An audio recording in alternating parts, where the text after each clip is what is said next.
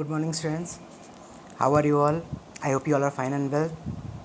In previous class, we were discussing the question answers of chapter number 1 as well as chapter number 2 because these both chapters are included in NCERT as a single chapter. Okay, so we have discussed many questions.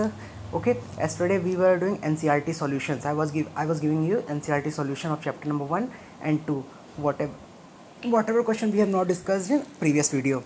Okay, let's get started for today's video, so pay attention over here. See, question number 1, define accounting. You guys know it.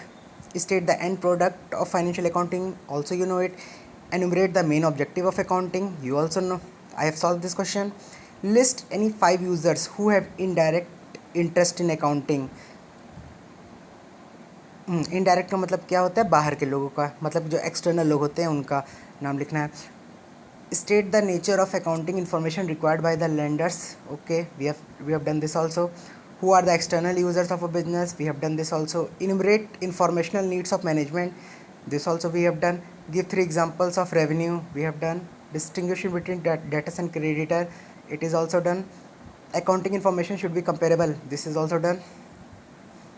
Okay, question number 11. If accounting information is not clearly presented, which of the following qualitative characteristics of accounting information is violated? We have also done this question.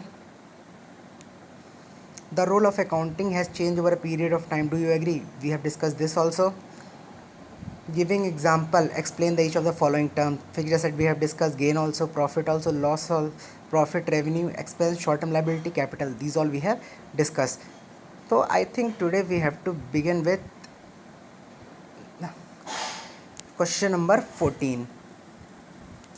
How will you define revenue and expenses? Okay. So revenue means, yesterday as I have told you, revenue means whatever the money or whatever the income you are generating by selling the goods or service of a business. Okay. Revenue means whatever the amount of money you are earning by selling the good of a business, यानी जो सामान बेच के आप पैसा पाते हैं, जो इनकम आप जनरेट करते हैं, उस इनकम को हम रेवेन्यू के नाम से जानते हैं. और एक्सपेंस का मतलब होता है कि that the cost that incurred in production of goods and services, यानी कि एक सामान बनाने के लिए कितना हमारा पैसा खर्च हुआ है, ठीक है, वो एक्सपेंस कहलाता है. अब अगर रेवेन्यू ज़्यादा है, एक्सपेंस कम है, प्रॉफिट होगा.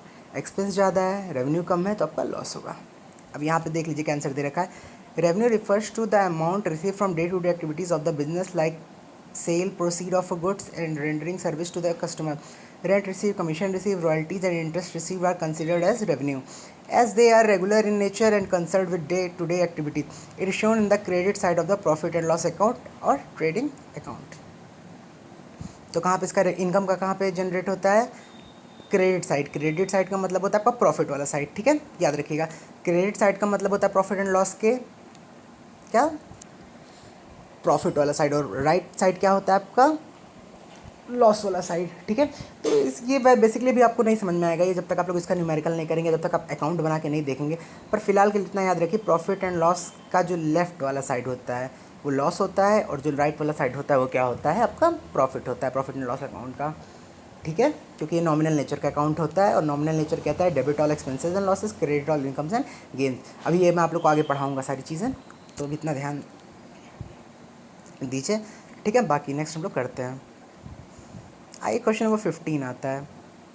What is the primary reason of the business student and other to familiarize themselves with the accounting discipline? मतलब कि क्या ज़रूरत होती है अकाउंट्स पढ़ रहे स्टूडेंट्स की, ठीक है. ये वैल्यू बेस्ड क्वेश्चन है, और उनको क्या कहते हैं, अकाउंटिंग डिसिप्लिन के बारे में क्यों जानकारी होना ज़रूरी है. क्योंकि देखिए, अगर अकाउंटिंग की जानकारी हमें नहीं होगी तो सबसे पहली चीज़ क्या कहते हैं, हम इन्फॉर्मेशन किसी तक कम्युनिकेट नहीं कर सकते. कम्युनिकेट का मतलब हम किसी को बता नहीं सकते कि हमारे यहाँ ये प्रॉफिट हुआ है, लॉस हुआ है, ठीक है. दूसरी चीज़, अगर हमें अकाउंटिंग इन्फॉर्मेशन नहीं है, मतलब फेमिलियर नहीं और अकाउंटिंग कर रहे हैं, तो हमारा जो अकाउंटिंग है वो कंपेरेबल नहीं रह जाता. मतलब समझ में आ रहा है, हर साल अलग अलग तरीके से हम करेंगे, है कि नहीं, तो हमारी कंपेरेबिलिटी ख़त्म होती है. तीसरा आपका अंडरस्टैंडेबिलिटी. अगर आप अपनी अकाउंटिंग इन्फॉर्मेशन किसी पर्सन को दे रहे हैं, ठीक है, वो अंडरस्टैंड नहीं करेगा अगर आप अकाउंटिंग के वे से फेमिलियर नहीं होंगे, ठीक है.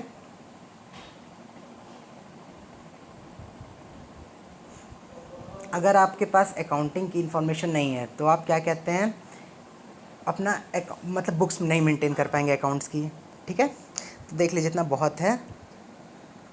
और एक चीज़ और याद रखिएगा, अगर आपके पास अकाउंटिंग इन्फॉर्मेशन नहीं है तो हम एक्यूरेसी नहीं मतलब निकाल सकते अपना बिजनेस का एक्यूरेसी का मतलब हम एकदम परफेक्ट रिजल्ट नहीं निकाल सकते हैं।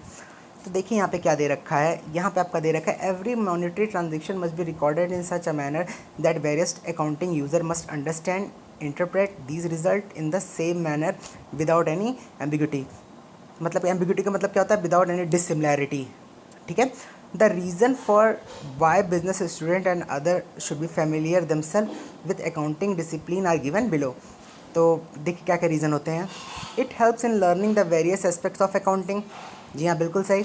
अगर आप फेमिलियर होंगे तो आपको कई मतलब अकाउंटिंग के आगे क्या मतलब किस तरीके से आपको अकाउंटिंग करनी है, क्या क्या चीज़ें अकाउंटिंग में होती है, ठीक है, क्या क्या मेथड्स यूज़ होते हैं, ये इसके बारे में आपको फेमिलियर कराएगा।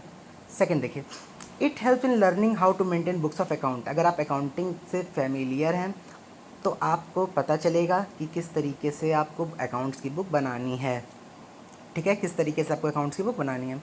इट हेल्प्स इन, तीसरा देखिए, it helps in learning how summarise accounting information. तो यानी कि अगर आप अकाउंटिंग के नॉलेज से फेमिलियर हैं तो आप समरी निकाल सकते हैं। समरी निकालने का मतलब क्या होता है, मैंने आपको बताया था, आप अपनी इनकम स्टेटमेंट निकाल सकते हैं और आप अपनी फाइनेंशियल पोजीशन निकाल सकते हैं, फाइनेंशियल स्टेटमेंट निकाल सकते हैं। इनकम स्टेटमेंट मतलब अपना प्रॉफिट और लॉस कैलकुलेट कर सकते हैं। और फाइनेंशियल स्टेटमेंट का मतलब क्या होता है, फाइनेंशियल स्टेटमेंट का मतलब होता है कि आप अपना क्या कहते हैं बैलेंस शीट की इन्फॉर्मेशन ले सकते हैं। चौथा देखिए, it helps in learning how to interpret the accounting information with relative accuracy. जी हाँ, यानी कि हम किस तरीके से लोगों तक कम्युनिकेट करेंगे ताकि ताकि लोग उसको समझ सकें। यानी कि अगर हमें अकाउंटिंग इन्फॉर्मेशन है, ठीक है, अकाउंटिंग से हम फेमिलियर है, तो लोग उसको किस तरीके से रिप्रेजेंट करेंगे ताकि उसको अच्छे से समझा जा सके।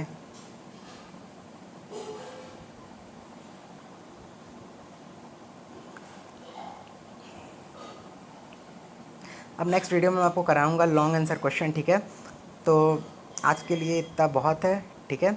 अभी मैं आपको नेक्स्ट वीडियो जब सेंड करता तो उसमें मैं आपको लॉन्ग क्वेश्चन आंसर डिस्कस करूंगा। मेरे ख्याल से 1-2 दिन का और ये चैप्टर बचा हुआ, उसके बाद ये क्या होगा, ख़त्म हो जाएगा, ठीक है। Thank you.